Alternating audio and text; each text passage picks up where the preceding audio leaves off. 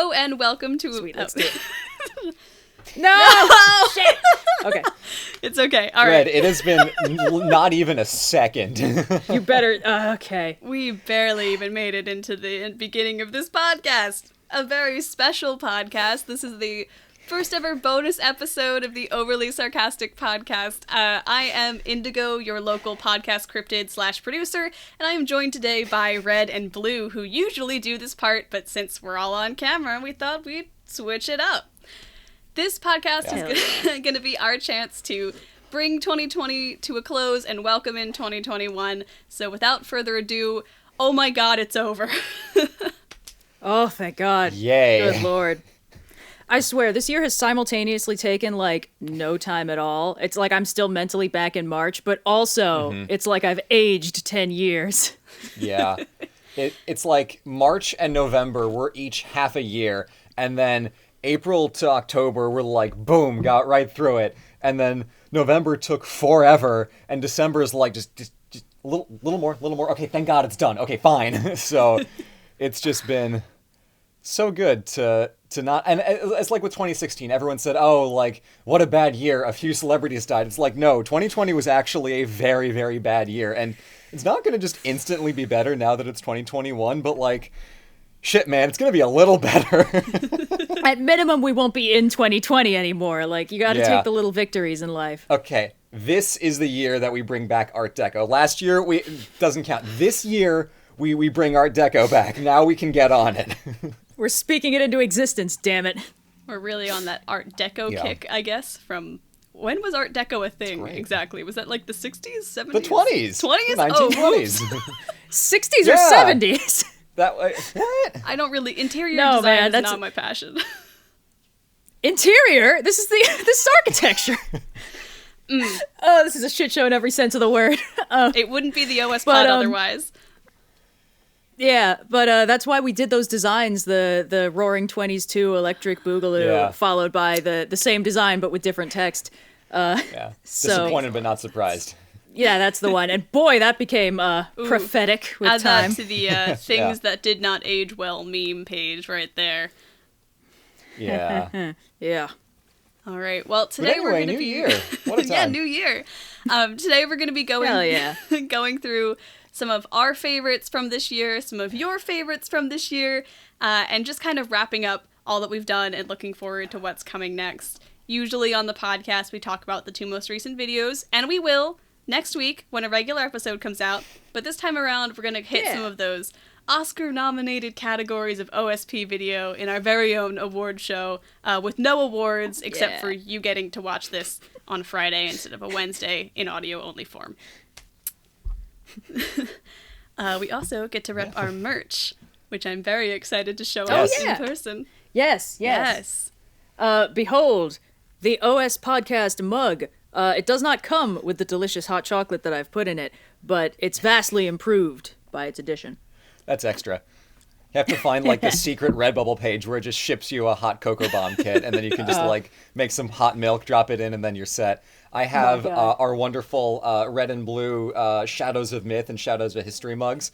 They are probably one of the favorite merch items that we've ever made for this channel, and they're fantastic. I've got tea in the blue one here, and then I've got some water in the red one over here, so I am set for life. I also have here the Time Heist design, which looks quite cool on a tank top, but I did not account for the existence of boobs when I designed it, so it's a little bit squished in places.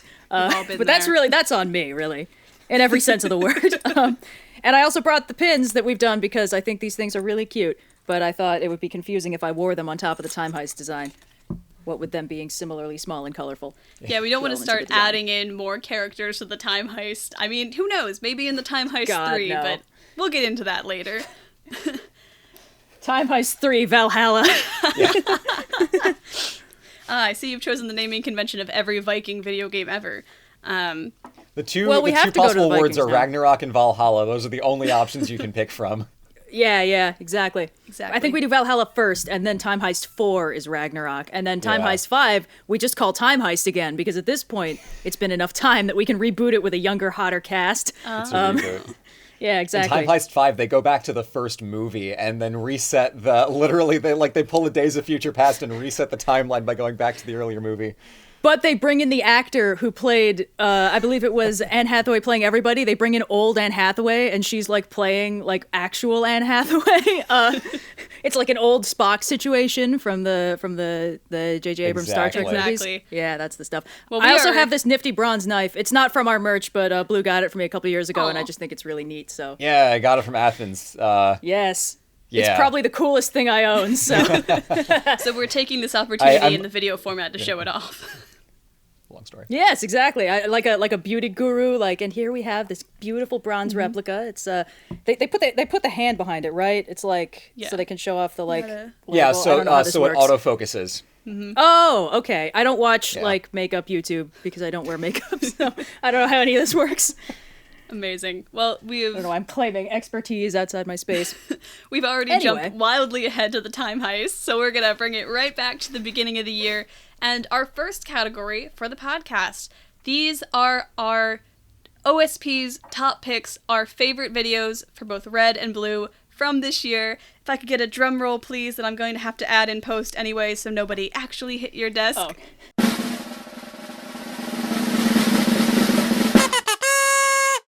Last time on Journey to the West. But there's one defiant Byzantine historian out there who did something, plot twist, cool. That's a mood. All of the history in this book reads like silk. Our winners were Blue's choice of Anna Komnene and Red's choice of the newest Journey to the West episode. Ta-da! Hell yeah. Two fantastic videos at opposite ends of the yearly calendar. Yeah, wow. February and December. God, looking back at the earliest videos we'd done this year, I was like, that was this year? We were so young. Seriously. Yeah, if only they knew. Yeah. so young, so innocent.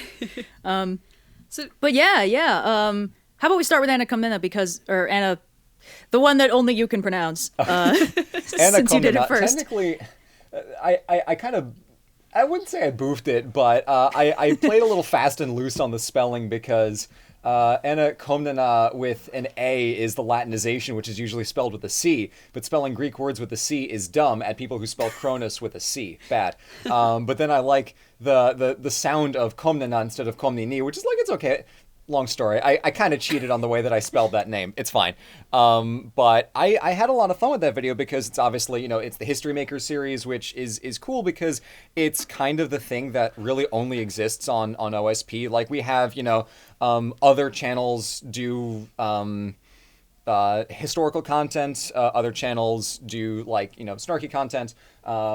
Obviously not as well, but I think the thing that, at least in my corner of the channel, that I feel sets me apart is specifically the focus on the people who wrote this stuff down. So that's part of why I love the History Maker series so much. And Anna Komnene, in addition to being Byzantine, was I felt like a really great culmination of a lot of different things because she's the first woman historian, depending on how you slice it, which is just really, really cool.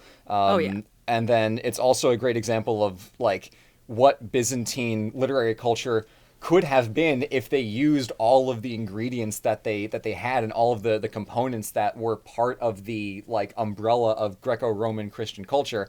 It's this is what we could have had all along, but only Anna figured it out. So I just thought that was really cool, and I had a lot of fun with making that video. And I was watching back a lot of these yesterday. I'm like, damn, that video is really, really good. It's man. So yeah, that was also I think one of the. No, Anna Komnene. Oh, sorry. Go ahead. Oh yeah, I was just gonna say just the History Maker series overall. I think you're right. It's a really good addition to the channel because it's this is an angle of history that people tend to ignore or pretend it isn't there. I mean, I talked about this the last time we did a regular episode of the podcast. The idea that a lot of historians think of themselves as vessels through which history flows without recognizing that they are people with their own personal experiences and biases.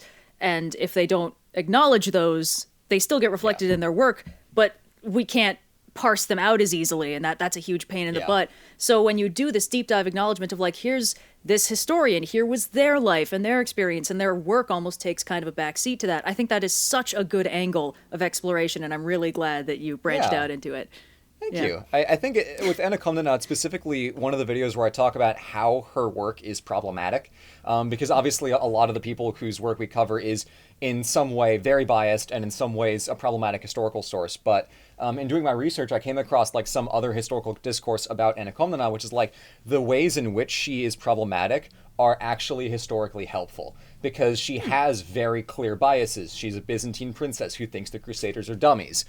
I'm not saying I disagree with her, but the fact that she gives us enough information to unpack not only that those biases exist, but also that they're present and why they are there, it gives us more information to draw from. Even if we do end up, having some things obscured, that's okay, because what we can glean from those biases, knowing that they're there, is more like marginally important for understanding the work and the culture than if it was like a pristine, perfect, no blemishes whatsoever, work of history, because those are basically what textbooks are like, and they're boring, and you don't really learn all that much from them because there's no soul in them, there's no heart, no anything, it's just dull printed words. So anyway, long story, I really like this series, and I feel like this was just my favorite of my favorite series this year. So definitely. And on my end, Journey to the West, by far the most popular thing I've ever made. And honestly, like, the thing is, obviously the quality of our videos about stuff is often kind of based on how good the original thing is. There's some videos I'll talk about later in this superlatives list that I'm maybe not 100% happy with just because I didn't like the book they were based on, whereas with Journey to the West, it's like, no, this shit straight up slaps. Everybody knows it. This book rules. It's really fun, and I am so happy. Like, there are so many people in the comments who are like, what translations of this would you recommend? For the record, the one by Anthony C. Yu is the best one. It's the most comprehensive, it retains the poetry, and it's really good, so get that one. But the like, feeling when you get a really good translation is just chef's kiss. Perfect. Yeah. But it's like the people who get the book because they liked the video and then continue to watch the videos, it's like, that's so... I don't know, that's just really, it makes me get all warm and fuzzy inside, because it's like, on the one hand, I'm getting people invested in these books because they are so good, and outside of like, not outside, sorry, in like Western literature, they're almost completely glossed over, because, we've got the Iliad, we've got the Odyssey, we've got Dante and stuff, and it's like, that's fine, that's all well and good, but this book is so influential, people are still being like, wait, that was a reference to Journey to the West? It's like, no, trust me, like almost all of the tropes that you know from anime, they're all from Journey to the West.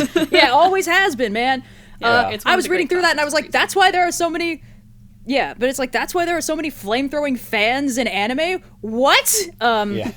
Anyway, so that's all a total digression, but the point is, like, those books are really good and they stand on their own, and they really do hold up in a lot of ways. It's like an ensemble cast, character-driven, episodic Monster of the Week narrative. It's perfect. It's like if you pitched that to a TV producer now, they'd be like, fund it. And just animating it, obviously I put a lot of work into the drawings, and I like characterizing the characters the way I do, but most of it is just from the book, and the people who read the book are like, that's how it happened, who knew, right? And then it's just, I don't know, there's something very rewarding about people looking into the original because of my summary, and then also still watching the summary after that. Because, I want to do it justice, and it seems like I am, and that feels really nice. It's really the best The of thing both I wanted to worlds. say was that what I loved seeing, specifically like last week with it having been Christmas, was I'm always kind of curious to see like when people like tweet at us and like post on the subreddit like, oh look, I got this like OSP thing, whether it's like pins or merch or whatever. But what really made me feel so good this year was seeing so many people who posted the books they got because of OSP videos that inspired them this year. I saw a lot of Virgil, couple Iliads and Odysseys, whole bunch of Journey to the Wests. That was just the coolest thing to see. Like, obviously, the whole premise of our channel is like, show up because you need to pass a test and stay because learning is fun. And our works are summaries. They're entry points by design. They're not the whole thing. It is 10 minutes. Not a lot. People spend their whole lives on every single video topic that we have. It's insane how much depth there is out there. So seeing people take our work as like, oh, that's so cool, I'm gonna look into that, I'm gonna like make that the thing that I read this year, is just so rewarding to see happening. So especially like with it being Christmas and getting so many tweets and messages in various places about it, that was really, really rewarding to see. And Journey to the West is just the prime example, because we get emails like on a monthly basis asking what translation we use. So it's like, yes, go get it, read it. because, you know, our channel we never wanted to be a substitute for reading the original book. You know, like, I think that sometimes that's kind of what people are looking for when they look up a summary of a book, because it's like, I have my test in 8 hours and I haven't read it yet, so tell me what happens. It's like, that's, you know, I respect that. I was also in high school once. But the point is not to substitute for the book. The point is to provide an angle of approach that makes the book interesting and palatable, because I know better than most people how hard it is to get through your average classical text.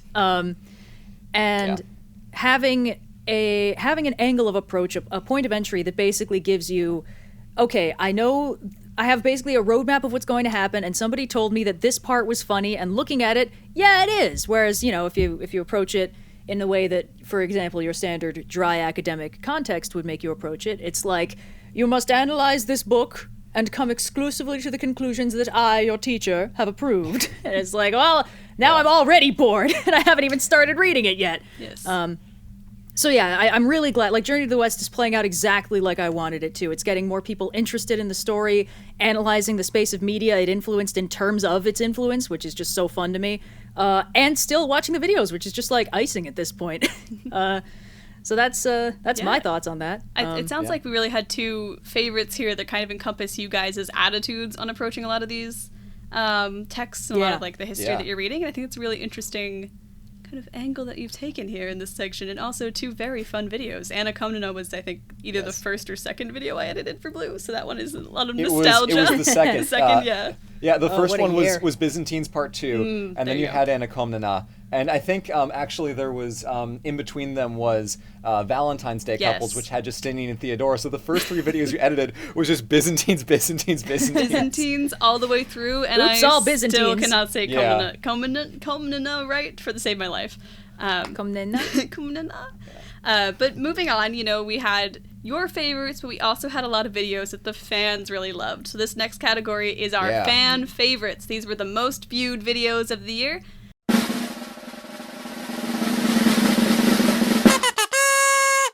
It's time for Deep Thoughts with Heinlein. Under the bulletproof alias of John Johnson. You know what that means? It's sex cult time, baby! King Mithridates died as he lived. Not dying from poison.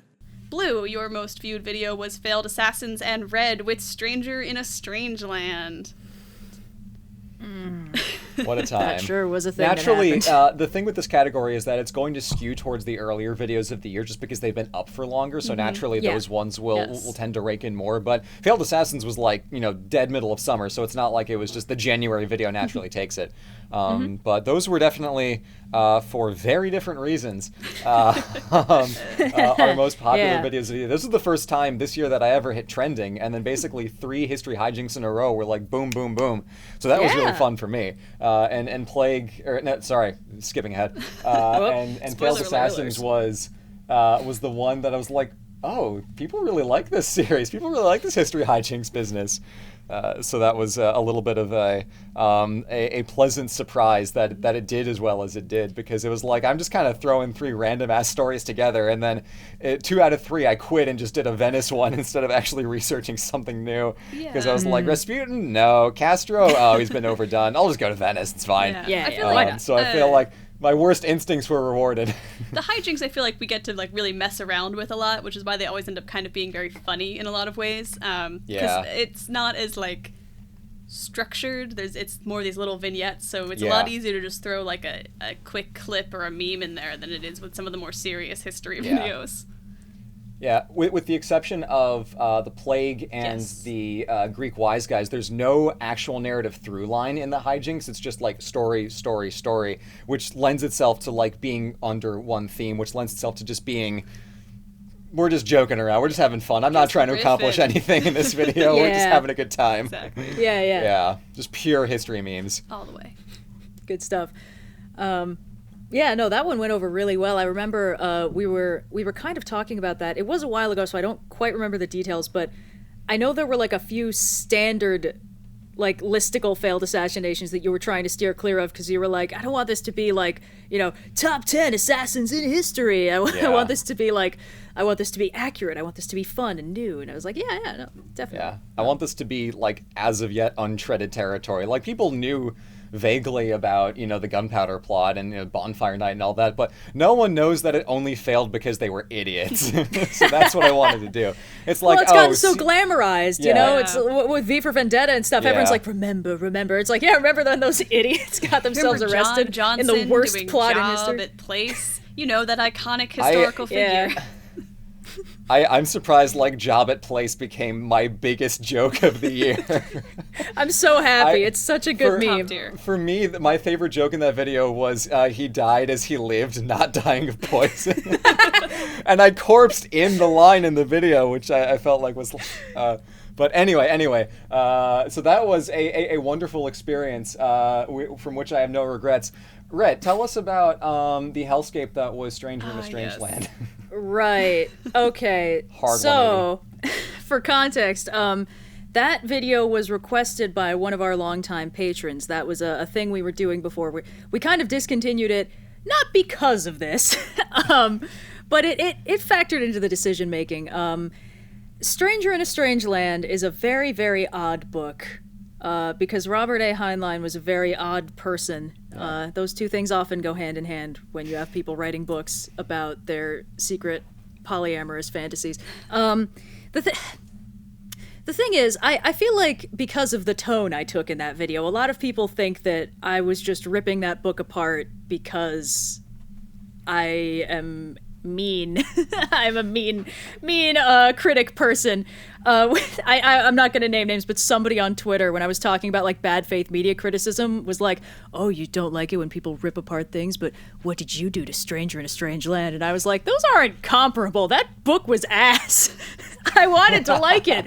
I don't enjoy doing things that I don't enjoy. I wanted that book to be interesting and good, and Heinlein is one of the greats. He's one of the big names in classic sci-fi. So I was like, wow, I've heard so much about that this book exists. Strange that I don't know the plot going into it. And then I started reading it and I was like, oh yeah, okay, cool. World building, mission to Mars, okay. Polyamorous relationship, that's fine, whatever. Little space baby, okay, that's cool. Life on Mars, that's neat. And then it was like, you know what? I don't know how I feel about the fact that this female protagonist just made a date rape joke, and I don't like how 2 pages later, she then claimed that 9 out of 10 times when a woman gets raped, it's because she deserves it. And I was like, my goodness, Heinlein, methinks perhaps you're actually kind of a terrible human being. And that, I don't think I put that in the video because I was reading it and I was like, oh God, no. And at that point, it's like, putting that in the summary is... I mean, that almost feels like bullying the guy, because it's like, yeah, he said this terrible, terrible thing, and he put it in the mouth of his female lead, and I think that was a bad thing. But it's not really plot relevant, so bringing it up feels unnecessary. Yeah, you could have done a lot more quote dropping to specifically just hammer home how much of a grade A garbage human being Heinlein was, and you showed very admirable restraint in not doing that. And for the most part, you let his own words pretty much speak for itself. The deep thoughts with Heinlein come across as oh, you're strawmanning him. No, if anything, you're just generously paraphrasing. I mean, yeah, generously basically, to him. Halfway through my notes, I was like, I have to figure out a segment because I need to bring up how often Heinlein breaks his own narrative to just clearly dump his own perspective on life into this book. Plenty of people were doing that in classic sci-fi. Okay, there's this underpinning in all of sci-fi, which is dreaming of the future. It's the question of what will our future look like and what should it look like, which means of course they end up waxing philosophical, of course they end up saying their own ideals and where they think humanity should go from here. That makes sense. That's what I want to see. But this means that Heinlein does it really unsubtly in his book. He'll be in the middle of an explanation of genuinely cool sci-fi world building and alien stuff and life on other planets and space travel and the way that Michael's powers work. And then he'll be like, by the way, this female villain is like that because her dad wanted a son. And I was like, okay, that's okay. Yep, skipping through the rest of this. I don't need to see it. to somewhat turn this conversation around a little bit, this was, for as much of a monumentally unpleasant experience as it was for you, this was our most viewed video of the year. Yeah, Do you think that just the, like, pure raw fountain of, like, snark and sarcasm that this video was contributed to that? Because I know you were talking about, like, bad faith criticism. There is naturally a tendency on the internet for people to gravitate to videos that beat down on something else, whether justifiably, with receipts and with timestamps and quotes, or just someone who's going on a rant that's completely off their rocker. That is, by and large, much more popular than videos of praise. So that is the thing that a lot of content creators find themselves doing, is negativity sells. That's how the entire news industry works. Do you feel like there's anything specific to the Stranger in a Strange Land video beyond the fact that it was just so sarcastic and so snarky and so derisive at this garbage book that made it so entertaining for the audience? I'm not sure. I mean, I think, among other things, the video was a bit longer than average, and I did put a lot of work into the visuals. I really wanted to do this book justice for all that entailed, because I really don't want to. I don't like tearing things apart. I like understanding how they work. I mean, on our Twitter, I pretty regularly at this point do what I call bad movie nights, where somebody will recommend a bad movie to me, and I will watch it and live tweet my thoughts. And big thanks to all of you people who still follow us on Twitter, even though this means I'm clogging your timelines once a week with, oh God, why are there Dutch angles everywhere? You know, that whole thing. Yes, the Dutch. But honestly, I started doing that because there are a lot of movies that I like that are pretty unilaterally panned by critics. Like, everyone's like, yeah, that's a bad movie. And I'm like, well, I had a good time, so how bad could it really be? Yeah. And so I'm like, okay, well, recommend a bad movie to me. I'll watch it, and I'll see if I actually think it's bad. I'll see what does and doesn't work about it, and if the things that don't work are deal breakers. Stranger in a Strange Land is a bad book. Unfortunately, I didn't want it to be, and I didn't want to come to that conclusion. And once I did come to that conclusion, I was like, I still got to make a video about it because a patron requested it. I literally have no choice in this. And ultimately what I ended up doing was I was really trying to be like, okay, let's give this thing a fair shake. I have thoughts on this book. I have thoughts on things in this book that are deal breakers for finding the rest of it good. But let's try and lay it out as even-handedly as possible. So, let's talk about the stuff that I think is cool. Let's talk about the world building and the future social structures and stuff. And then let's not cover up the parts that I think are gross or weird. And that's a hard reflex for me to suppress. I often end up kind of sanitizing the things I talk about for humor purposes, or because otherwise I feel like I need to get serious about the subject, and that can kind of diminish from the comedy. There's a video coming out in the next couple months that I kind of deal with this more in. But in this specific case, I was like, I want to give this thing a fair shake. Otherwise, I would be like, this is dumb, and just not talk about it. But I have to talk about it. So if I'm going to talk about it, I'm going to try and be as even-handed about this as I can. I'm not going to apologize for Heinlein or cover up the parts that I think are stupid and bad. I'm not his editor, and I'm not his PR guy, but I am also not just here to be like, going through and being like, oh, this weird future society thing is gross and I don't like it. Ding! Like, that's not the point. That was never the point. It's meant to be a summary, which means I have to represent it fairly. Yeah. And I think people like it because on some level, a lot of them kind of came into this the same way I did. And I'm sorry, I don't mean to run long, but it's basically just like, a lot of people come into this going like, oh yeah, I've heard of this author. He's one of the greats. And I've heard of this book title. I haven't read it, but I've heard of it because, Stranger in a Strange Land. It's like, it's one of those titles that you just know about. And then you watch it and you're like, what the fuck? And it's just so fun to me because it's like, that was my reaction too, guys. I know. But people were like, it can't be that weird. But wait, what was that about a sex cult? And then they, a lot of the comments were like, first half, oh yeah, not bad. Second half, Or, just they had us in the first half, not gonna lie. You prime that in the very first lines of the video. It's like, this is a book where this is the conclusion point that we're going to. And then even still, even when you say that, the very first line, it's like Hamilton is like, yeah, he fucking dies at the end, dog. Even with that, people are still like following along with the world building of Mars and all this stuff with Michael. And then it just... everything that Heinlein does to craft an interesting world that got him to where he was is systematically undone by his deliberate Cleo. Oh. Don't knock my shit off the shelf. Cleo's on the other side of the apartment just bapping things over. She's way out of frame. Oh, no. There is one small item on the shelf that she just keeps knocking over. It's a box with basically nothing in it, and she's just like, boop. Every cat stream. Beautiful. Absolutely. Even though you go to like such lengths of priming the audience, you let Heinlein's, frustrating idiocy and gratuitously gross opinions be his own undoing without you putting words in his mouth. Yeah, so you get to see why people like it, and you see why it is terrible. I think a really big part of these... that was really what I was going for. Yeah, of these two videos is that you guys have both had a really strong presentation of topics that might be either a little hard to compile or maybe not necessarily your favorite text in the world, and that's kind of really shows through in just how much people still resonated with them later on. These are some of the things that we've seen quoted in the most in live stream comment sections and the like, and that's for a reason. Your presentation of the information was catchy and it stuck with people. But you guys didn't just... I'm glad. You didn't just make your regular content throughout the year. OSP puts out, we do live streams, the podcast, and a bunch of extra bonus videos throughout the year. So this next category is our fan favorite, most viewed of the bonus content.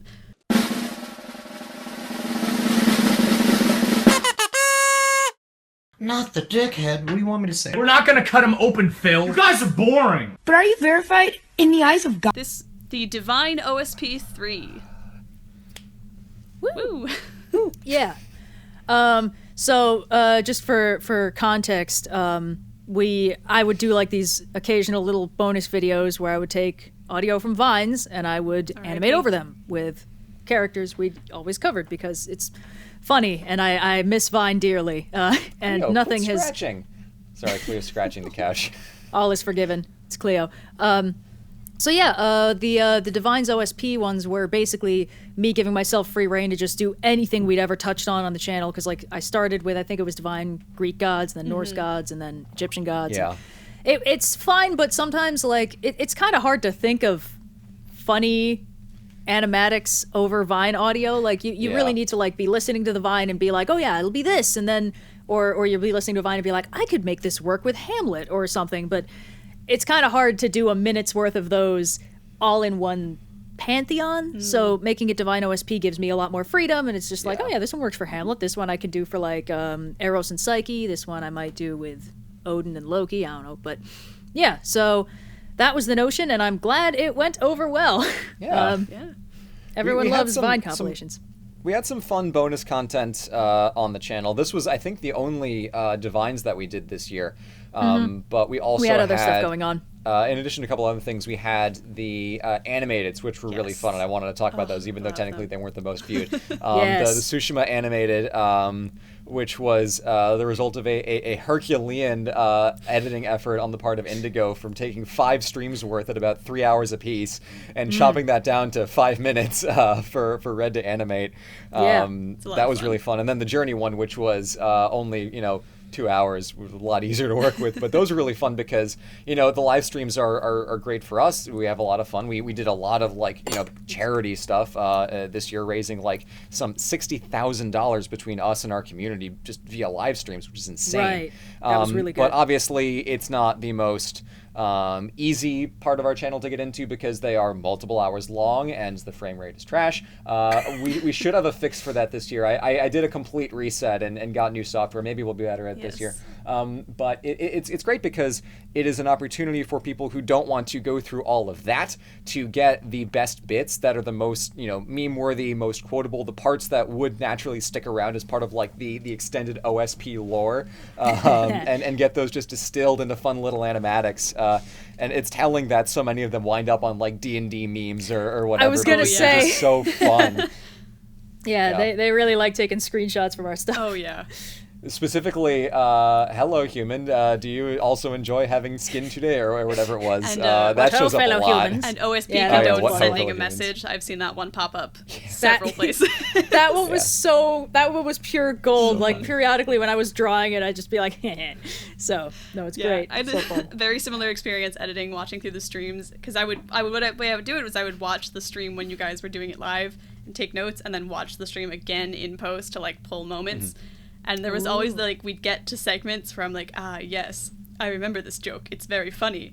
Or we get to segments where you guys would roast podcasts, and that's when I would switch over to Microsoft Word and continue writing the podcast treatment. Oh, no. Oops. What fools we are now.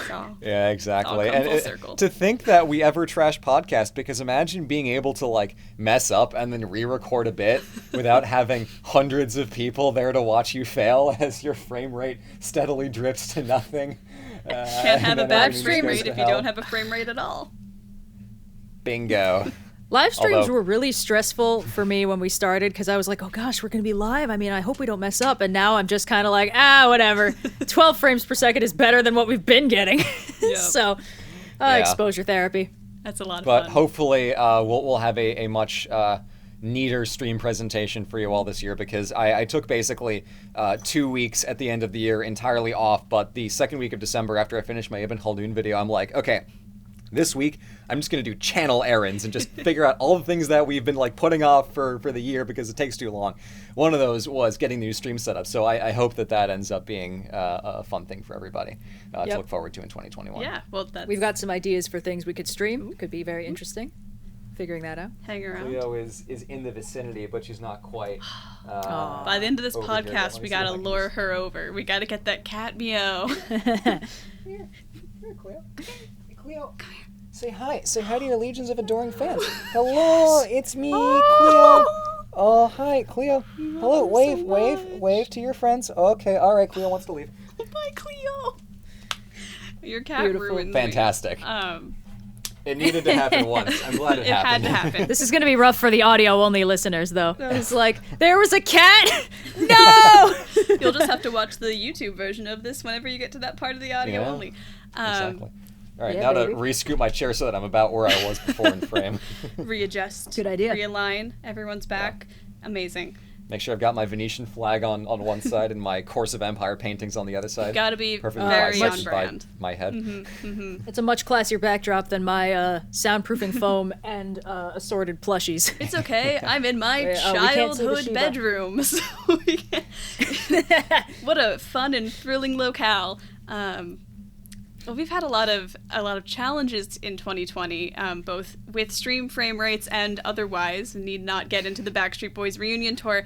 This next category are the videos that we considered our biggest challenges for the year. You may recognize one of them, and hopefully you recognize both of them, because ideally you watched it and enjoyed both of them. But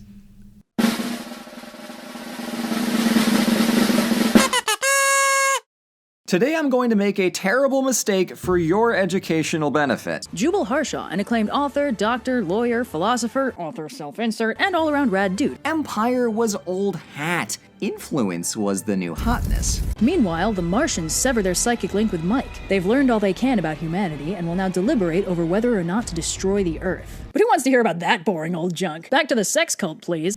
Blue's most challenging video was the Cold War, and Red's was, shocking, Stranger in a Strange Land.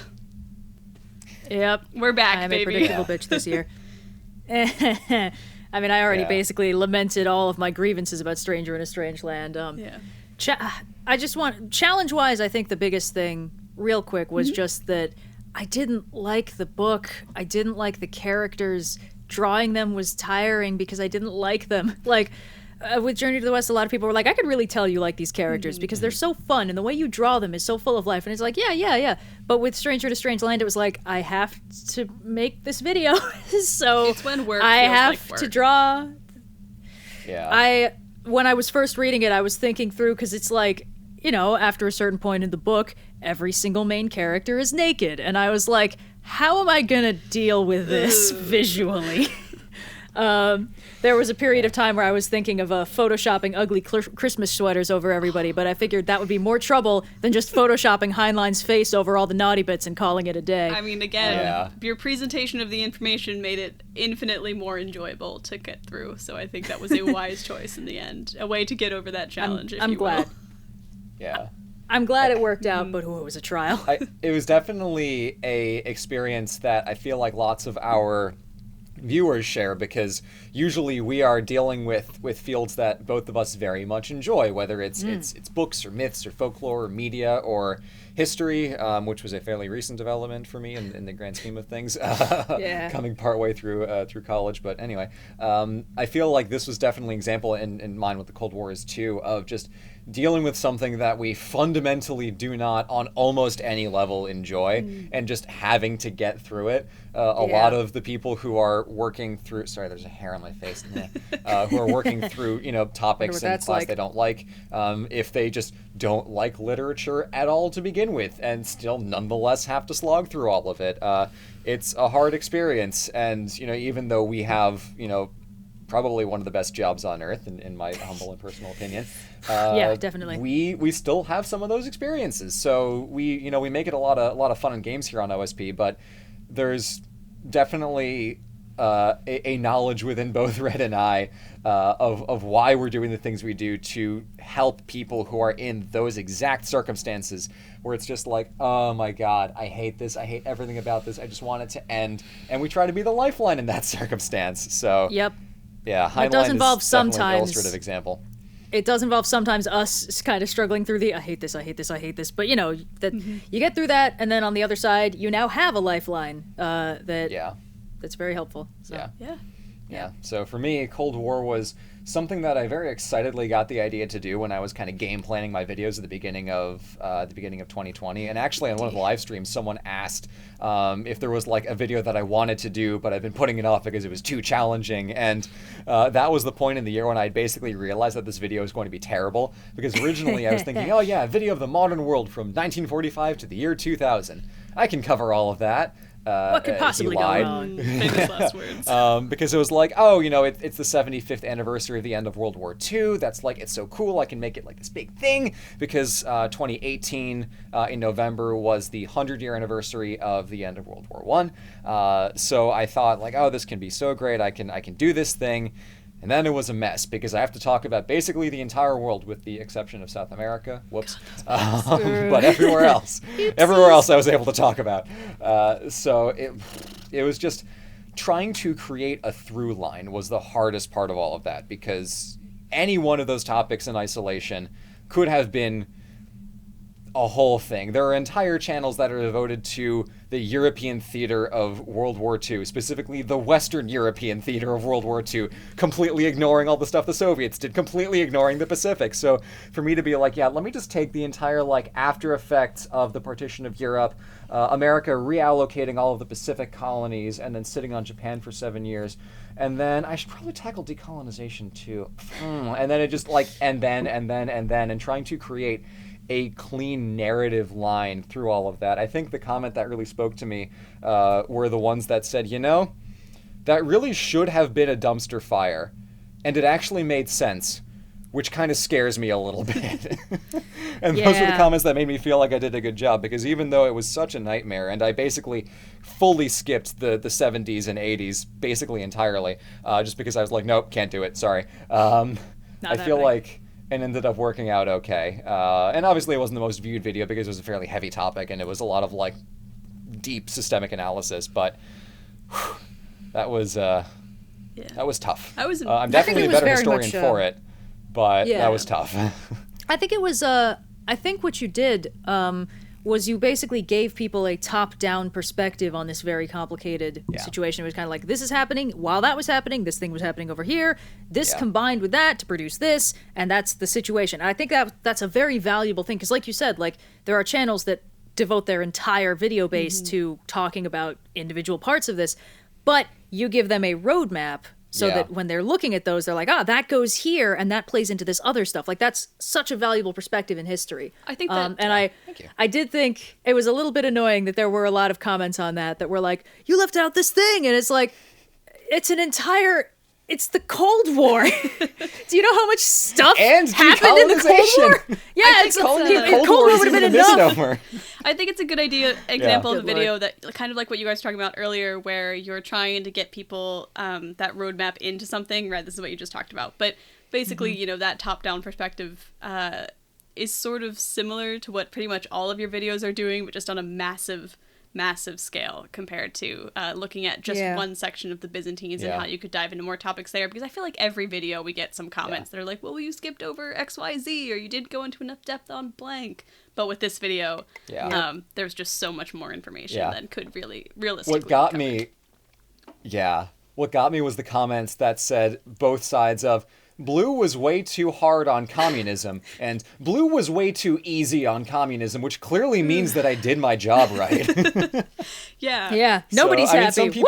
Some people wanted me to give a little bit more nuance of an explanation of like how communism started as an ideology, and then what it was like with, you know, Lenin and Trotsky, and then, you know, what Stalin did to it, but that's not what I was talking about. The starting point was World War II, and by then, all that mattered was how does Stalin do it, and that was what was the starting point.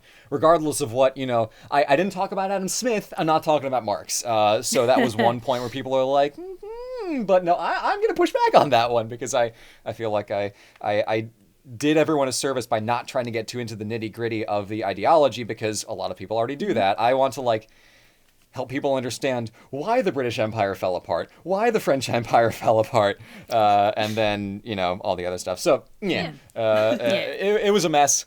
I'm glad I never have to do it again. If both sides are mad at you, then you probably did okay, falling somewhere in the middle. But speaking of both sides, our last category for this podcast is Blue and Red's favorite of each other's videos. So this is going to be Blue's pick of Red's videos for the year, and Red's pick of Blue's videos for the year.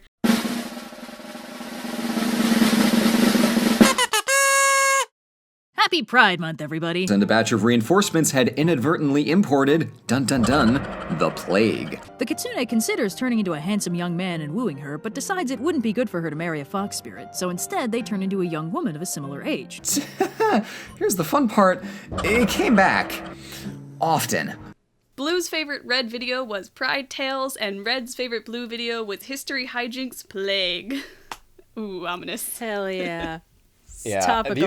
These were great videos. I feel like one of the reasons that I liked the Pride Tales so much was because it was basically in format similar to the History Hijinks that I've been doing this year, where it's just a handful of stories connected by a theme, just able to sit in their own little space in a way that, you know, if any one of those stories was just in isolation, it would never work as a full channel video, because they're each like under 2 minutes long. It's way too short. So I really, excuse me, I'm drinking too much tea. I really like this opportunity to take a bunch of different stories that really show the wide breadth, depth, and just pervasiveness throughout every culture of the different human experiences that are encapsulated by, you know, what Pride Month means. So I thought it was really cool on a conceptual level, and obviously the stories themselves were so great.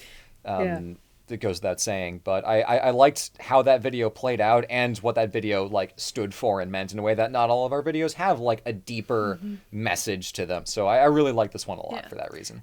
Yeah, I'm glad it went over so well.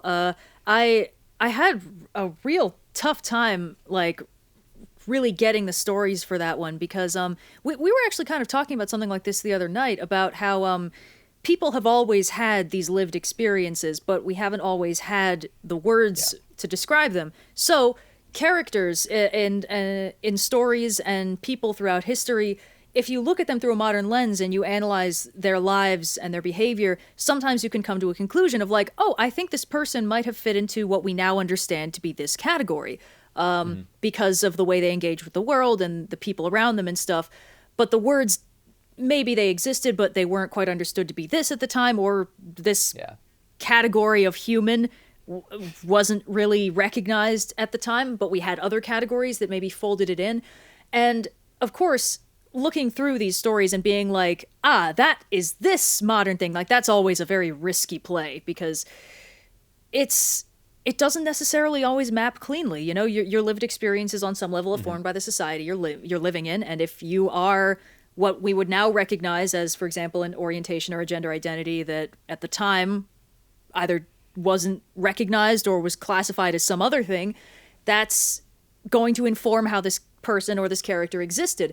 And if you're trying to analyze it and just cleanly put somebody into one of like the letters that we understand now, it's not going to work out so hot.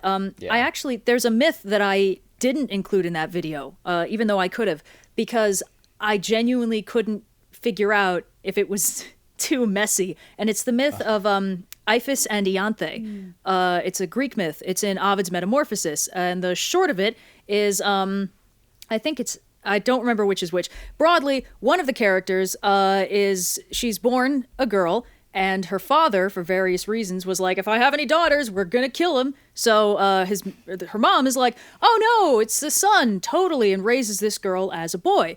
And she falls in love with this other woman, and their marriage is arranged, but she's like, oh, this is a horrible abomination. Ovid has her spend 2 paragraphs talking about how messed up it is that she's in love with this woman, so that's fun. That's saying a lot for Ovid, because the Metamorphoses goes quickly. Caesar dies in the space of like 3 lines.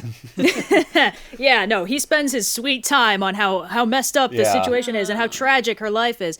But on her wedding day, she is magically transformed into a man by the interdiction of Isis, the goddess, because Rome was big into Egypt and Ovid was Roman. And so she turns into a man and she marries the woman and they live happily ever after in a very heterosexual way. And I was looking at this and I was like, this is very, very queer, but I can't decide how. And I don't know if this will cause more problems than it solves if I include it, because it's like, there are so many different ways to read it. A lot of them are bad. And it was like, so I just kind of ended up not putting it in. But that kind of illustrates how difficult this space of analysis is, because it's like, it is not in question that these people have always existed, and that people of all walks of life and all life experiences have always existed in every place and culture in the world. And it's more a matter of finding them than proving that they existed, because it's like, come on. But in a myth like this, it's like, you look at the social context, you look at Ovid's perspective on this. Ovid was the guy who was like really, he was like Sappho is like the 10th muse, right? He was that guy? I think so. Yes. Right, so he was probably. He was big into Sappho, but didn't really like the lesbian thing. And it's like, all right, fine, whatever. Ovid, you can sort out your own stuff on your own time. I just super knocked into my mic, I'm sorry. But the point is, like, it's a very weird space to explore, and I hope I did it justice in that video. I mean, most of the mad comments were people who I expected to be mad, so that part wasn't for too the bad. reasons one would expect. And there's a difference in framing between like, oh, this is a situation that we have the vocabulary to read as this, as opposed to saying these people were this. And that's a very different thing that you weren't doing the second one. I think you were, for the most part, letting the stories speak for themselves instead of trying to deliberately like categorize them as this is a story about this letter in the acronym, because that would not have worked very well. Because it has existed as a spectrum through all of time. So even though we have a very particular set of means by which we can describe this, it is inaccurate to apply our vocabulary and our understanding to different situations in different cultures. And I think the explanation of Aikane with the story where Pele buries her gaze, I think that was a good example of like the lines are kind of blurry of what we can classify as what. We can look at the story and see like, here's what happened, but it was definitely wise to not try and do analysis on them and just present it as like, look, these are people. People have always been people. I mean, obviously it's tricky. A part of what happens is that there are a lot of characters and people throughout history who you can look at and be like, there was something going on with them, but I'm not sure what. And oftentimes, a lot of people in the modern day will look back and be like, I relate to this person. I see a lot of my experience reflected in them. And if 2 people from 2 different letters of the acronym, for instance, recognize that in the same person, sometimes there's actually conflict over like who gets to relate to this person. A while back I tweeted, because there's sort of an argument in parts of the queer community over whether Artemis is ace rep or lesbian rep. And it's like, guys, you can't share? But I do understand that it's like, okay, well, you can read Forswear is Forever, the Company of Men a few different ways. And a lot of people look at this and are like, gosh, it'd be kind of nice to just have that option, just run off and live in the woods with a bunch of like feral women and hang out with a hot goddess. It's like, that's, for a lot of people, they'd like that experience. But, you know, sometimes common ground can look like a point of contention. And I really didn't want to bring that up because this video, the whole point of it was like, hey, look, people have always been people. Isn't that cool and awesome and amazing? That was the point. I didn't want to start any flame wars in the comments. And I think I mostly pulled it off, and I'm really glad. I think so. You did a really good job with this one. And on the other end of things, Plague Tales, I rewatched the other night. It is so funny. Indigo, it has to have been you editing in that skull with the ominous sound effect every time it gets brought up. That sound every time that Plague has come up since. It's a recurring motif. I lost it. Same icon, same sound effect. The one that got me because we make a lot of videos every year. I had forgotten some of the bits, specifically where like the plague skull comes up once and then goes down and it comes back up in the corner again. That one surprised me. I'm like, that was really funny. So good. Definitely. In the beginning, the first like minute and a half was just straight riffing on it being Ye Merry 2020, as Bernadette Banner says. Plague was the first of the History Hijinks video where I'm like, I'm just going to do a narrative through line. I'm just going to take a topic and just go for it. Because usually it's isolated stories. And I had originally tried to like think of it as like, I'm going to do different theaters of it. But then I realized I should just talk about it. So I tried to mix things up by not just doing like, oh, Venice and Genoa, rats on ships, and tried to look a little bit back at what the causes were with the Mongols coming west. And I kind of made a goof, as I explained in, I think, a previous podcast or a live stream. It's been a while, I don't recall. But the historical consensus on the cause of plague arriving in Europe has largely moved on from the siege of Kaffa, catapults, and dead bodies. And there are various other schools that are kind of currently like duking it out for which one is going to be most likely. Some say rats got into grain shipments, which only got dispersed when they opened up the shipments in port. And there are people who have basically argued that the catapulting dead bodies is somewhat of a reference to the plague of Athens and Thucydides, and a combination of a couple icky, like, ew, people from the East, they're not nice, we don't like them, we're gonna use barbarian tropes on them to show how much we don't like them. So for various reasons, the story that I presented is actually a little bit out of date now, which is unfortunate because I usually try not to get on the hottest new historical research because I would rather be wrong because I'm out of date than wrong because I jumped on someone's unproven theory too early. But this is a case where I probably should have gone with the newer stuff. And for that, I apologize. And I'm sorry. If I could make it again, I obviously would. But for all of the things that I feel like I really did well on that video was showing how plague sped up imperial turnover in China and in the Byzantine Empire with the Ottomans. That is the one thing that I was like, nuts, I messed that up. So, well. Yeah.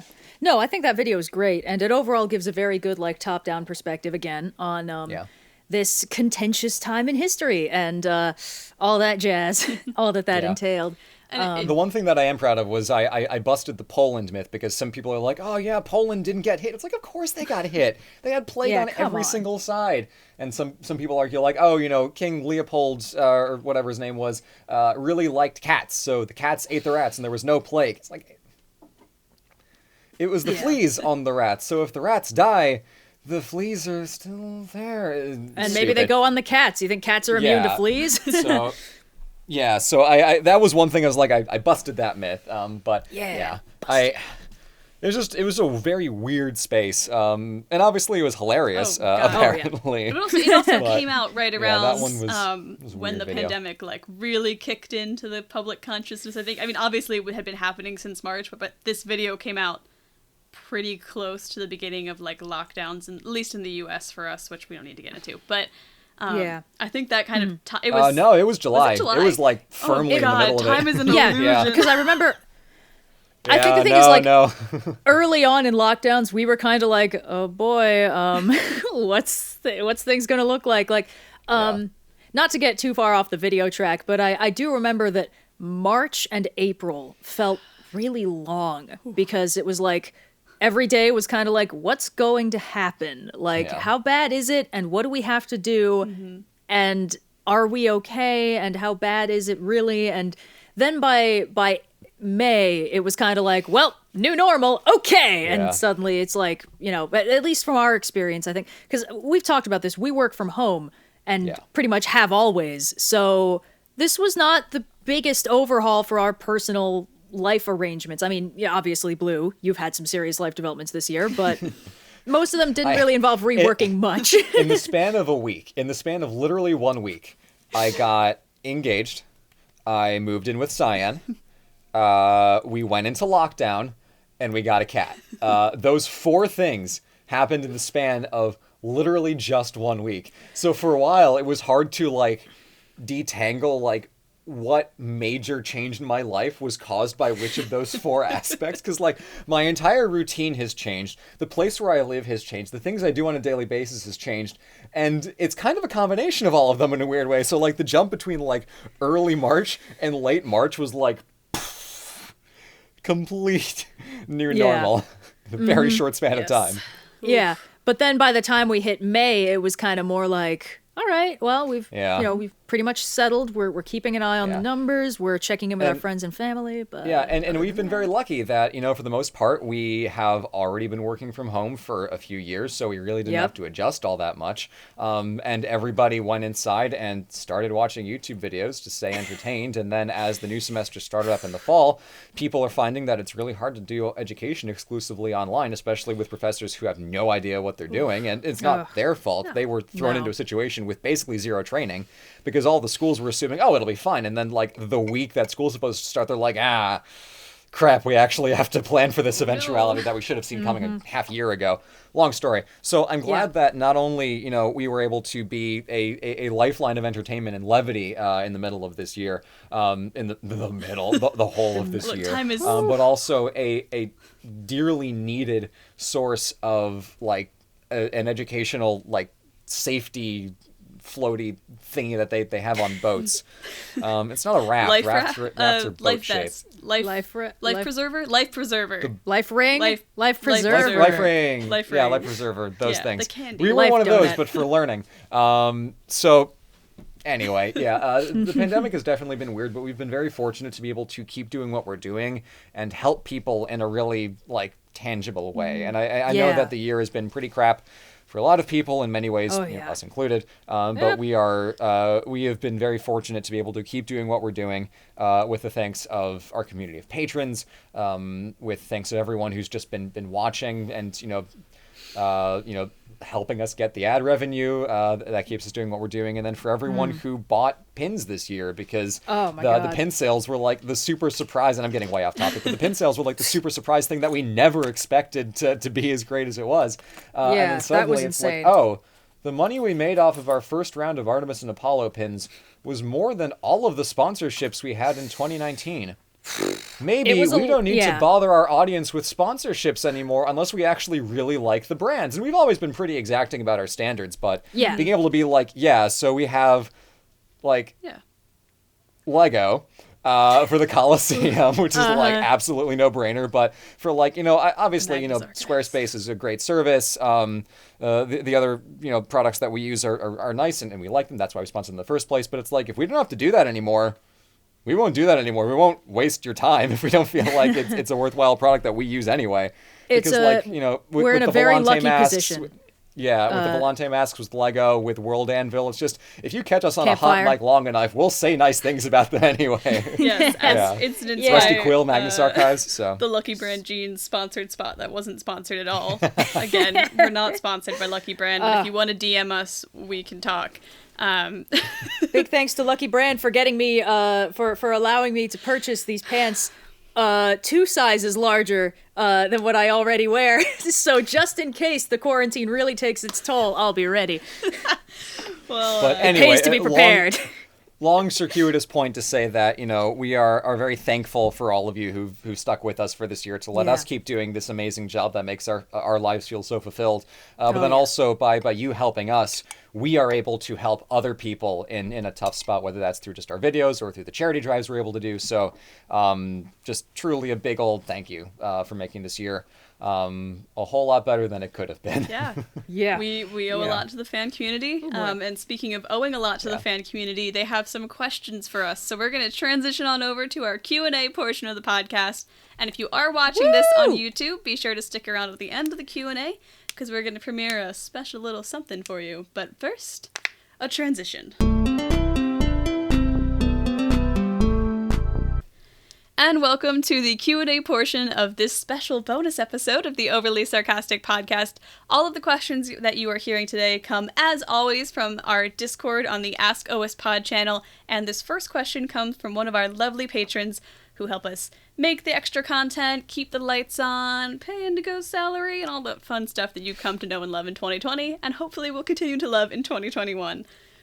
Woo. This first question comes from Lark. Which of your early videos are you proudest of, and why? Ooh, that's None. a tricky one. I basically have a running timer where it's anything that's over 2 years old, I'm like, oh god, no, I'm causing so much harm by leaving that up. Honestly, I have similar feelings towards a lot of them. I mean, like, with the old Shakespeare videos, I was using movie footage, and I was using iMovie, but, like, it was, like, crappy old iMovie, so all the videos incredibly compressed, and, For me, all of my old videos are just, like, a lot of, like, clip art, things that I Googled and just ripped off the front page, and then all of the jokes only make sense if you already know the history, so it's just truly bad. The video of mine that I think is good from the early... Let me just pull up the OSP website so I can scroll way the hell back. Everyone scrolls all the way to the beginning. Please, God, hold. I can't. I'm trying to think, like, early videos. I mean, like, I think I had a decent time doing the Iliad. I mean, it was the first time I'd ever done an animated video, and it was a hot mess. And boy, the art, ooh boy. But, it was a learning experience, and I think most of the summary has held up, although, like, if I were doing it again today, there's a lot of things I would leave in and things I wouldn't bring up. I talked about a few things that, like, didn't actually happen in the text of the Iliad, but, like, happened after in the other lore. And it's like, if I'm just covering the Iliad, I'm going to cover the Iliad. I might only bring those things up as like, cute little cameo jokes or whatever. But, ultimately, I can bring myself to be proud of that one just because of the leap from doing no art to doing all art was kind of it was a trial. I mean, I was using the bamboo Wacom tablet that I bought with like a gift card that I'd won in an art contest in high school. And I was like, I don't know. I was like, yeah, I could draw chibis. I've been reading all of those, like, what was it? Hi, I'm Daisy. All that, like, Hi, I'm Daisy Metal Gear comics. So I totally know how to do a cartoon art style. Oh, God, I miss those comics so much. And it was just... and I was still at the... I was kind of doing a lot of, like, meme and, like, referential humor because, like... Most of the stuff that got me into YouTube in the first place were things like abridged series, where a lot of the comedy was referential and meme-based, and so I kind of just absorbed that, and I've sort of tried to dial that back a little bit just because I'm of the opinion that any comedy you only get if you know something outside of the joke is a little bit dicey. Like, there's a lot of referential humor I don't get because for a while I had almost no knowledge of pop culture. So I try to dial that back because I know that's only funny to a specific sub part of the audience. Whereas with the Iliad, I was like, what if I just gave Odysseus the voice of Solid Snake? What could go wrong? I still stand by that. I think it was hilarious. That still works. I think it's pure gold. I think that's been made on this channel. I agree. I think that everything can be improved by the addition of the Solid Snake voice. But that doesn't mean I would do it again if I were doing this today. It's interesting. You guys have kind of trying to sneak around. You guys have sort of but flipped that. Because now you're not necessarily referencing memes in your videos, but you're getting referenced on other, like, on r/D&D memes and things, like you are the reference now. Oh, it's come honestly, full circle. Oh, actually, I wanted to. It's a very minor shout out, but there's a channel. Blue, I actually sent you a link to it a while back. I think it's called Sarcastic Chorus, because they did a video talking about Blood of Zeus, and I was like curious about it.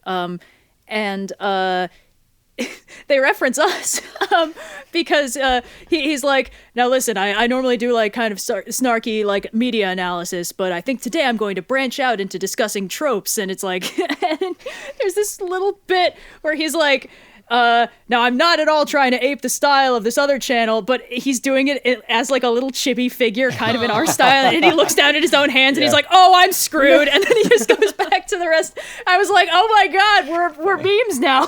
we're being referenced by other stuff." Yeah. So yeah, good stuff. Yeah. It was also a really good video. So. There's another video from a friend of the channel, Emperor Tiger Star, who did a video basically in the style of like the armchair room, and it was very funny.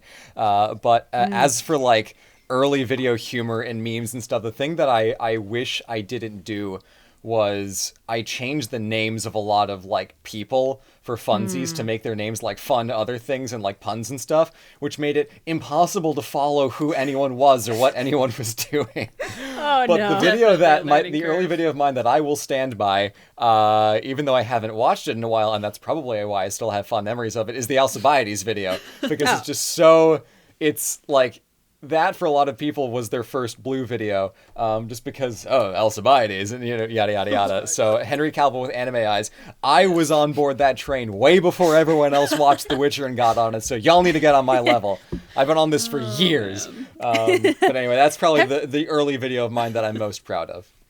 Henry Cavill is so interesting to me appearance-wise, because it's like, he's a very handsome person, but in a way that almost doesn't register as like, what a real person can look like.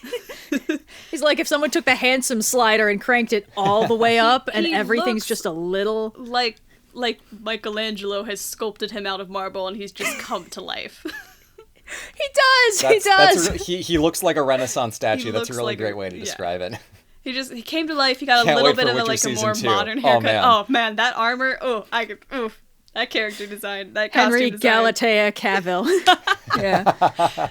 Oh, man. Good stuff. All right, next question. Next question. We'll be here for years. Oh, God, this name is so hard to read. I'm so sorry to all of our wonderful Discord users who have very complicated names.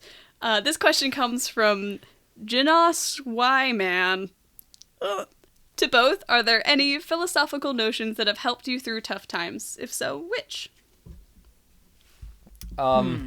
I've written about a couple different philosophies that have really struck me in my book, Philosophical Fridays, Volume 1 and 2.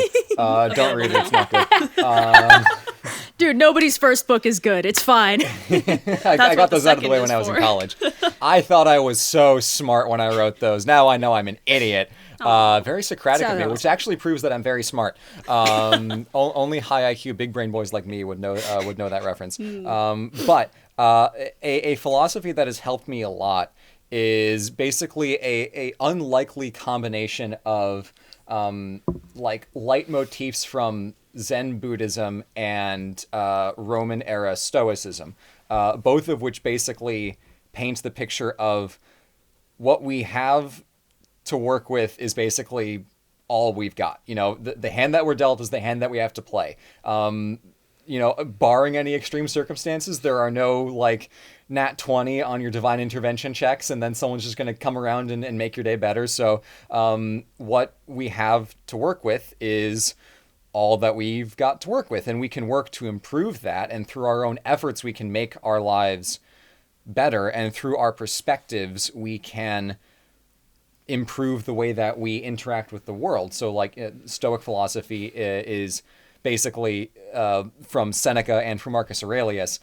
Seneca was a very rich Roman guy who basically had to live in constant fear that the emperor would just off him at any second for slightly disagreeing with him. Marcus Aurelius was the emperor, but he was always on campaign in Germania, and he was like, oh my god, I would rather be a slave than have all this responsibility. So basically both of those guys talk to the point of like, circumstances will always kind of be crap, but what you make of that is what matters, because you're always going to fundamentally be in some variety of a crap situation. And obviously some people have it worse than others, but what you make of it is what matters. And it's not as overt in Eastern schools of philosophy, but the undercurrents are still there, I think. And those schools of thought, I would say, have been what's helped me get through those kinds of times. And I honestly haven't been thinking very philosophically through this year. I've just been kind of trying to get through it, which I feel like speaks to the point of Stoicism, because it's not an overtly philosophical school in the way that like Platonism or other types of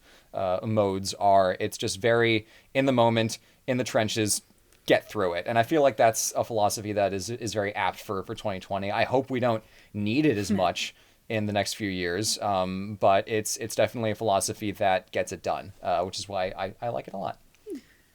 Yeah. I've got, I don't know, there's a few things that have been bouncing around my head, especially this year.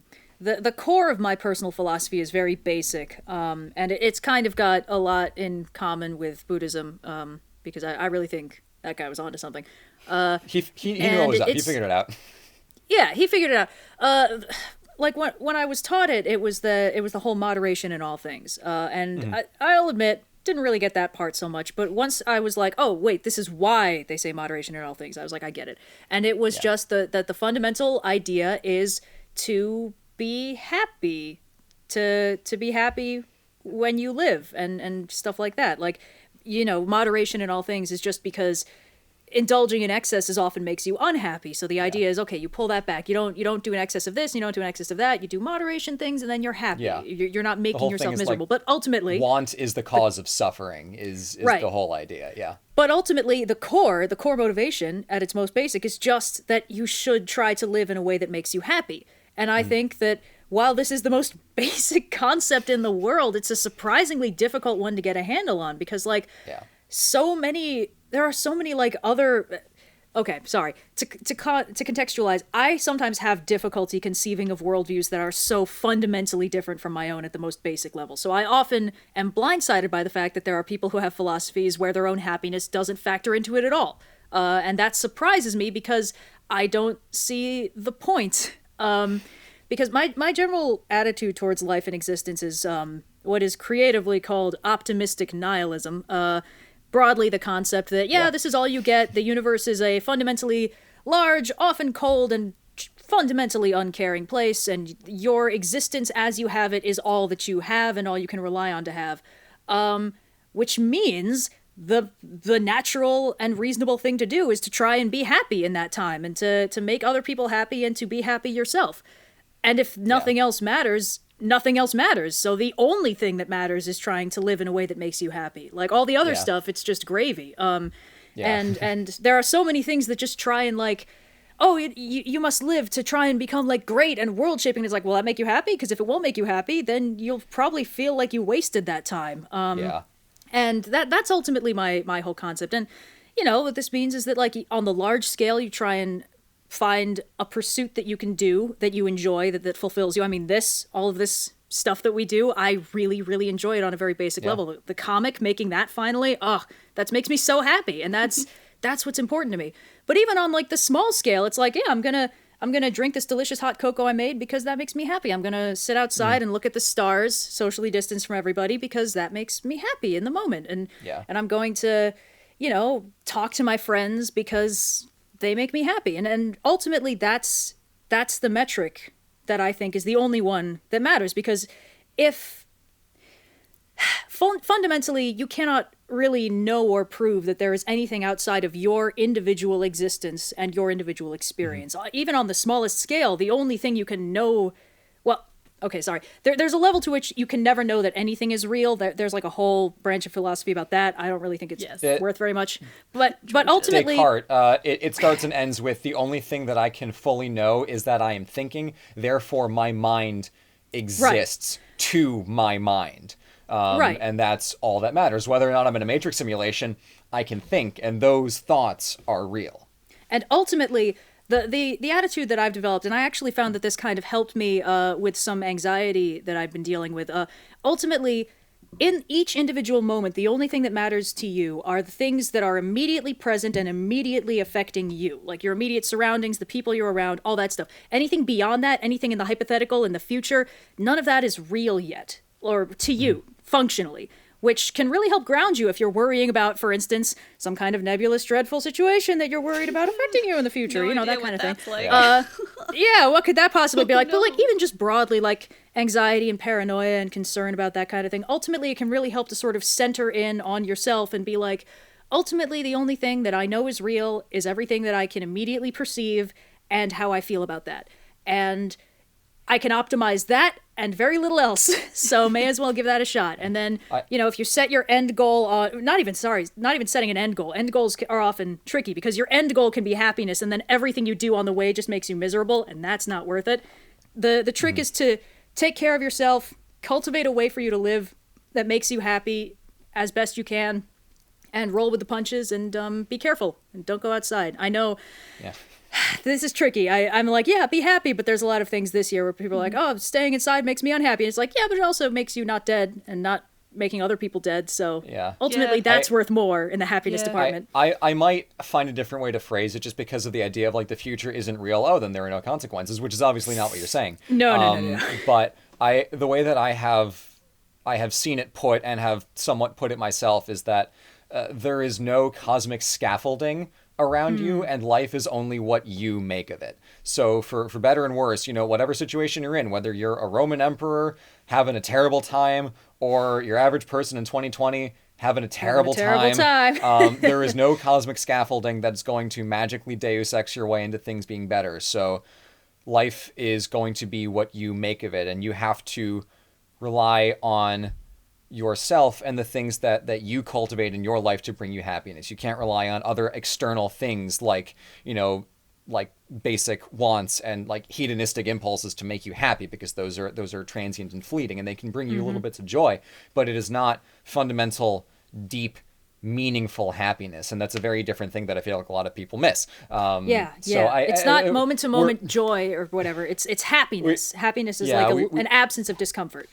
Yeah, happiness is joy with meaning, and I feel like doing things that cultivate that is what my philosophy would probably be, and that's what has been getting me through 2020.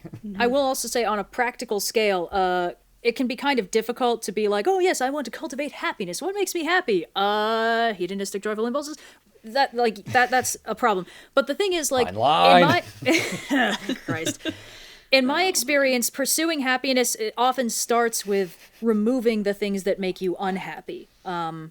Just that can be a lot easier to diagnose than finding what will make you fundamentally, existentially happy. Like, if you sat me down at age 12 and was like, what do you think will be the most fulfilling thing you do in your life? I wouldn't have thought, oh, YouTube and comics. It's like, that wasn't even on my radar. I was like, I don't know, maybe I want to be an adventurer, explorer, architecture, whatever. Ultimately, it's about recognizing the things that are making you unhappy and finding ways around them, or learning to live with the things you can't change and then changing the things that you can. So like right now, not a lot we can do about all the other stuff, but there are ways that we can be happy in the smaller scale in the moment. Yeah. And when this passes and it is no longer a constant source of unhappiness, we can go on to other things. Yeah. And just because we can't fix the pandemic doesn't mean that we can't do our part by staying home and staying safe, and also by doing our part to help others, whether it's through charity or through making videos. So, working on the scale that you can to affect positive change is a good place to start. So anyway, definitely. Let's move on. Next question. Yeah. Okay. This next question comes from Spark. To everyone, 2020 has been a crazy year. Instead of focusing on the negatives, what are your most positive experiences from this year? I got engaged. Yeah! Congratulations, I think that kind of takes it. I'm so excited for that. And I got a cat. That's different. Related, but different. Those are probably the two for me. Yeah. Yep. This long silence is kind of depressing. My year has been pretty monotonous in a lot of ways, and that's kind of been deliberate. I've been trying to keep things well structured, and not a lot has really happened exactly. Although I will say I've picked up a pretty serious stargazing habit because I've been stuck indoors a lot, and I'm already fairly nocturnal, so this is just an easy way for me to chill and calm down. And I was given a telescope for Hanukkah by my parents, so that's seriously helped with that, and I've had some very, very calm nights just outside looking up at the sky, pondering my place in the infinite, through a very nice telescope now. So I've just had some very soothing moments because of that, I guess. Like, I haven't had any really big, awesome developments. It's been 2020. I haven't really had that many options. But yeah. I don't know. I think on my end, I've just been trying to, like, see the positive in what's happening and not focus on so much of what's gone wrong with it, because I graduated college this year, so I had very fun experience of in the spring being like, oh my god, I don't have to do education anymore, but also my job is kind of doing education on the side. But this was also the year I started editing for you guys. We started the podcast, which has been awesome. This has been like a long time dream of mine to actually have a show going, so this is amazing on so many levels. So thank you guys for picking up that pitch. We are so glad that not only you pitched it to us despite many months of us trashing the concept entirely, that you had the courage to pitch it to us regardless, but that you ran with this concept with such tenacity and just absolutely went for it, and the results are so abundantly clear that this was an absolute hit, and that it was a great idea that we did this. So I feel like for anyone who is a fan of this whole podcasty business that we got going on, please direct all your compliments to Indigo, because she's the reason that this is happening right now. Definitely. Yeah, well, we've learned the way to get OSP to do things is to have them trash it in multiple streams and then get someone else to go listen to those streams again, as just a general roadmap to getting topics done. The clips that we used for the, like, oh, we hate podcasts promo for the podcast was from like a week or two before we agreed to do the podcast. Yeah, while I was editing, it wasn't a very long turnaround. The Ghost of Tsushima highlights that I so what we did for that is I sent selects to Red, and then she picked which ones she wanted to animate. I also made a little sub timeline of those where I just put everything you guys said about podcasts into, just in case we needed them later on. And you know what? Brilliant. That's prep, baby. Oops. Anyway. I think it hasn't been a good year, but there's been a lot of good things that have happened within it, and I think that it's setting us up for a better 2021. This next question comes from I Want My Money to both. How do you choose what subject you do next? I'm just imagining a giant dartboard and a crossbow, but that's me. Some of it is planning things out in advance and trying to, like, not linger in one corner of the world too long. Obviously, we have our schedules of, like, you know, one myth, one trope talk, one myth, one trope talk. In my case, like, one history summarized per history makers, and then a history summarized, then a history hijinks, then history. So we have that kind of, like, loose schedule that guides us. But I don't know about you, Red, but for me at least, a lot of my earlier videos were just working from what I was learning in school, because I was doing a classics degree. So I was working with the things that I had direct experience to, because I didn't have the time to research. It shows. So I was just working from what I had. But now, obviously, I have the time to research. I can go farther afield. So sometimes I just see something, in my life that makes me think, oh, I wonder what's going on with that. And then I do, like, a cursory Google, and I'm like, oh, that's actually pretty cool. And then I think, like, oh, I can write that in. Or sometimes one video will open up a topic for another video. So when I was doing the Viking Age for the lead up to Assassin's Creed Valhalla, I got an idea for a video that's the Dark Ages and explaining why they weren't very dark at all. So that was brought out of an idea that I thought, this would be really good, but I can't really hit it here. I'm gonna split this off into another video. So it builds out like a web in some ways. So I kind of have, like, a few series running at any given time, and from those I, like, kind of split off into various directions. And then sometimes I really just do, like, throw a dart in a map and think, like, all right, let's go, Meiji Restoration, let's check out what's going on over there, 1800s Japan, let's do it. Why not? And there's no real, like, genesis or starting point of why I chose that. It just kind of, like, one day I was like, yeah, that's cool, I want to do that, and then I just marked it in the schedule, and off it goes. Yeah, it's kind of similar for me. I have a list of scripts I have in progress, and basically the stages along how done they are. And usually, okay, for preface, I work on things a lot at a time. I usually have a lot of scripts partially in progress. I have several trope talks that are basically just in the note stage, where I've just gone through and written down my first initial thoughts on like this topic and a show that I saw it in and other stuff about that. And I'll also have some notes on various myths. I'll sit down and do a few hours of research and write up a quick write down of like, here's what happens just linearly, and then I'll go through and turn that into a script later. And oftentimes I decide what's going up next based on which of those the mood has struck me to finish and record and turn into a video. And I'll also often be working on multiple actual videos at a time, so sometimes it's which of them I finish in time. Sometimes it's seasonal. I've actually, the myths I have planned for January and February are both sort of in the spirit of the season, and I kind of set them up for that specific time frame, even though both of them are a little bit on the long side, because I wanted them to have that thematic appropriateness, and it wouldn't really worked if I'd waited for a while. So sometimes it's that. I feel like this question's a little hard to answer because it's kind of in the same space of like, where do you get your ideas from? And it's like my brain vomits them up sometimes. It's how ideas work. Do you two coordinate your schedules much between like video topics, or is it mostly Blue chooses all of Blue's videos and Red chooses all of Red's videos, and you don't, like, how much overlap is there in that planning? We'll like tell each other what we're working on. Yeah, exactly. Like we always know what the other one has, but I have a list of like 80 video topics that I think I want to get to eventually, but I don't need. Red doesn't need to know all of those. She only needs to know about which ones I have scheduled. So, you know, I've built out like a loose timeline that goes until like August or so. And that's like, obviously it's subject to change. I move things around, and when it's relevant, Red, I tell you. But we don't usually think like, oh, well, I have a video on ancient Rome and you have a video on Roman mythology, so one of us has to go home and change. It's not like that. Right. No, not so much. Or other way around, it's not like, okay, if you do Rome and then I'd also do Rome, we'll have like a double Rome feature. It's like, we don't really do that. Not so much anyway. Yeah. Sometimes we have like neat things where there is kind of an overlap, but those are usually accidental or incidental. Yeah. Luck of the draw on that one. All right. Well, we wouldn't be an Overly Sarcastic Podcast, and it would not be a very special episode of the Overly Sarcastic Podcast if we did not talk about the time heist.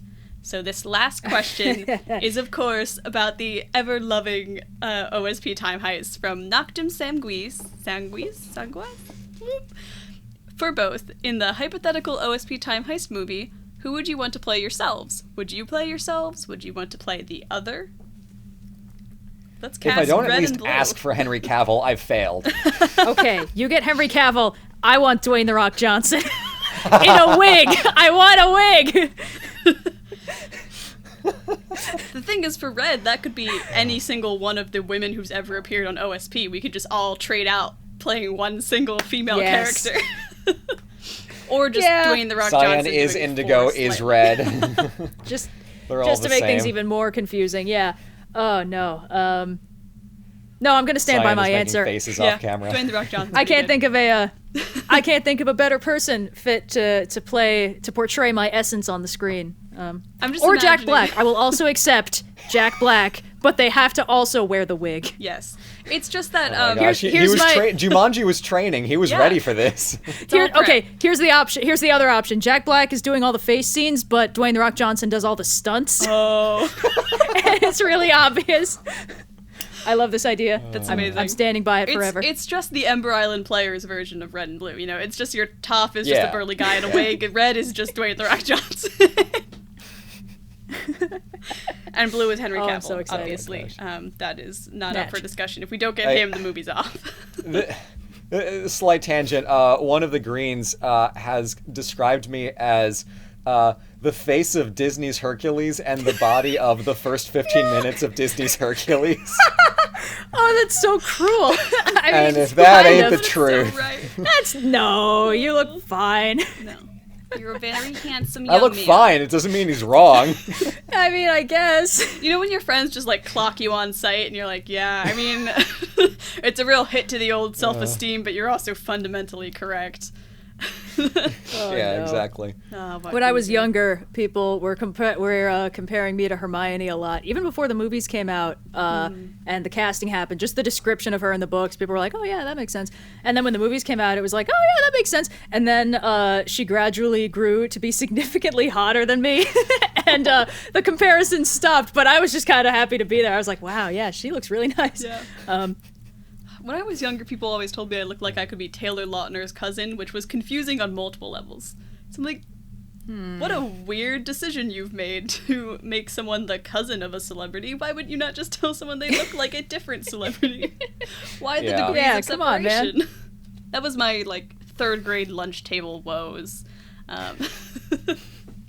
Beautiful. Wonderful. Oh, gosh. Well, this has been a wonderful episode. Thank you, Red and Blue, for coming along on this bonus journey through 2020 and into 2021.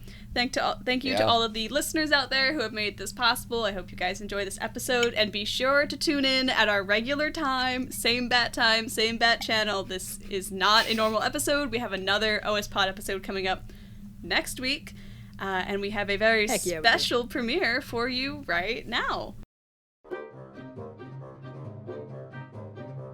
All right, let's do some history. Well, Rome was the same hot mess it always was. War, am I right? That's just piracy for you. When is a giant monster not a giant monster? When it's a giant metaphor! Welcome to History Hijinks, the show where I take a topic and tell you all about why it's way more hilarious than you ever could have imagined. I am not exaggerating. When this Sassant's business was just starting to be reneged, he must have a respectable career of doing job at place. Ah, Zeus. Forget about him for now, because it's Krishna time, baby. Aha! Hold on! Finally, a good myth in this myth video. Well, this is terrible. Awful. We have to do something. Here on History Makers, we're focused on the figures behind the history. So, in the History Makers Mysteriousness tier list, the princess knew her way around a quill and paper, because that is not the authentic Shakespeareans. It's time for Deep Thoughts with Heinlein. In fact, we're gonna find that a lot of this is a little unclear. Robin Hood is a devout worshiper of the Virgin Mary, and she's got him drinking that Respect Women juice. Find out next time on Journey to the West. He's becoming self-aware, breaks all the ropes, and grows a new head. And Monkey finds himself living out his worst nightmare of being the voice of reason. I got so immersed I forgot about the looming specter of colonialism. Luckily, no one else saw. Amateur hour. Oh, yeah, welcome to the OSP stream, Cyan. Not the dickhead. What do you want me to say? Are you enjoying having skin today? Massive amphitheater in the center of the city. Yes, the cameo.